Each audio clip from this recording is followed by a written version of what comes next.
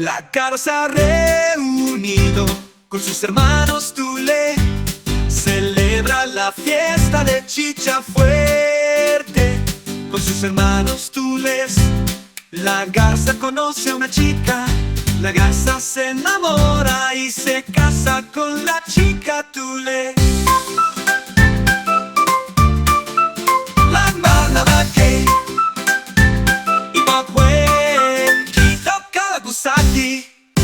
La garza era un buen pescador, su mujer le dio picante para comer. Mientras comía mordió el picante y empezó a gritar: Da kala, uaso etsun tsugeri eo medica duneka imasa. Maskute kukakunai to alipina surgu ali. Y la garza grita ka. Por eso cuando vuelan las garzas dicen ka, ka. Deisoku soide ka, ka, ka.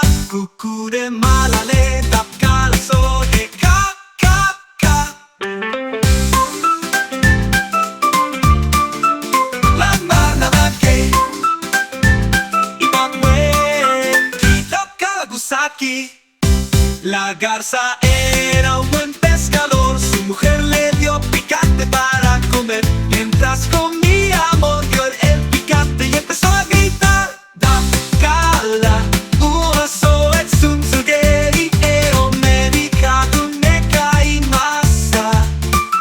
Maskute kukakunai to alipina surgu ali. Toca la gusaki.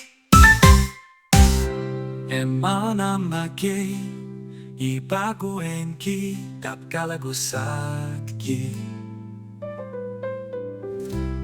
De Chicha Fuerte con sus hermanos Tules, la garza conoce a una chica.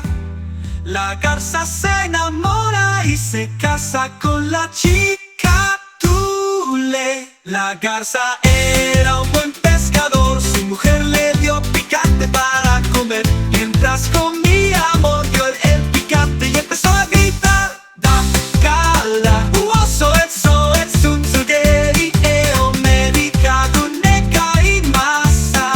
Kai de maskute kukakunai to alipina surgu ali. Y la garza grita ka.